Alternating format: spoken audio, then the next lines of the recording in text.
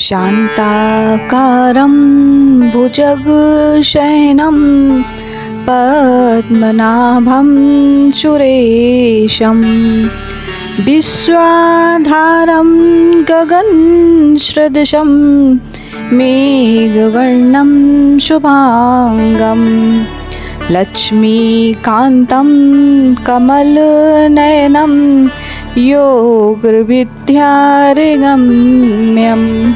वन्दे विष्णु भवभयहरणं सर्वलोकैकनाथम। हेलो दोस्तों, कैसे हैं आप सभी लोग। आशा करती हूँ आप सभी लोग अच्छे होंगे और मस्त होंगे। तो हमारे इस वीडियो में आपका बहुत बहुत स्वागत है। सज्जनों, बैसाख मास की यह पावन वरुथली एकादशी कोई साधारण तिथि नहीं है। यह वह ढाल है जो मनुष्य की हर संकट से रक्षा करती है। स्वयं भगवान श्री कृष्ण ने युधिष्ठिर से कहा था कि जो व्यक्ति इस व्रत की कथा सुनता है उसे 10,000 वर्षों तक तपस्या करने के समान पुण्य मिलता है।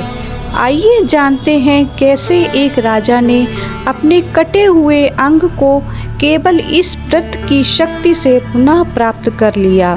एक बार धर्मराज युधिष्ठिर ने भगवान श्री कृष्ण से विनम्रता पूर्वक पूछा, हे जनार्दन, बैसाख मास के कृष्ण पक्ष की एकादशी का क्या नाम है? इसकी विधि क्या है और इसे करने से किस फल की प्राप्ति होती है? कृपया मुझे विस्तार से समझाएं। भगवान श्री कृष्ण ने उत्तर दिया, हे राजन, बैसाख मास के कृष्ण पक्ष की एकादशी का नाम वरुथनी है। यह सौभाग्य प्रदान करने वाली है, सबके पापों को नष्ट करने वाली और अंत में मोक्ष देने वाली है। इसका व्रत करने से मनुष्य के इस लोक और परलोक दोनों सुधर जाते हैं। प्राचीन काल में नर्मदा नदी के तट पर राजा मांधाता नाम के एक अत्यंत धर्मात्मा राजा राज्य करते थे। वे अपनी प्रजा का पालन अपनी संतान की तरह करते थे। एक समय राजा अपनी तपस्या के लिए वन चले गए। राजा एक वृक्ष के नीचे ध्यान मुद्रा में बैठे थे। तभी एक भयानक जंगली भालू वहां आया। वह भालू राजा के पैर को चबाने लगा और उन्हें घसीटकर घने जंगल की ओर ले जाने लगा। राजा घबराए नहीं। उन्होंने सोचा, यह उनके किसी पूर्व जन्म का अपराध का फल हो सकता है। तपस्वी होने के नाते उन्होंने हिंसा का मार्ग नहीं अपनाया और चुपचाप भगवान विष्णु का स्मरण करने लगे। राजा की करुण पुकार सुनकर भगवान विष्णु अपने वाहन गरुड़ पर सवार होकर तुरंत वहां प्रकट हुए। उन्होंने अपने सुदर्शन चक्र से उस दुष्ट भालू का वध कर दिया और राजा के प्राण बचाए। लेकिन भालू राजा के पैर को काफी नुकसान पहुंचा चुका था, जिससे राजा बहुत व्यथित और अपंग महसूस कर रहे थे। भगवान विष्णु ने राजा को सांत्वना देते हुए कहा, हे बस, तुम दुखी मत हो। तुम मथुरा जाओ और वहां जाकर मेरे 12 अवतार की प्रतिमा की पूजा करो।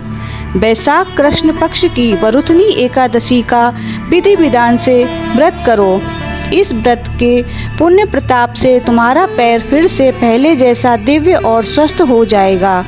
यह जो तुम्हारे साथ हुआ, यह तुम्हारे पिछले जन्म के अपराध का दंड था। भगवान की आज्ञा पाकर राजा मांधाता मथुरा पहुँचे। उन्होंने वरुथनी एकादशी का निर्जला और श्रद्धा पूर्वक व्रत किया। व्रत पूरा होते ही भगवान की कृपा से राजा का पैर पूर्णतः ठीक हो गया और उनका शरीर पहले से भी अधिक कांतिवान और शक्तिशाली हो गया। अंत समय में उन्हें स्वर्ग की प्राप्ति हुई। वरुथनी एकादशी का फल 10,000 वर्ष की तपस्या के समान है। कुरुक्षेत्र में सूर्य ग्रहण के समय स्वर्ग दान करने से जो फल मिलता है, वही फल इस व्रत से मिलता है।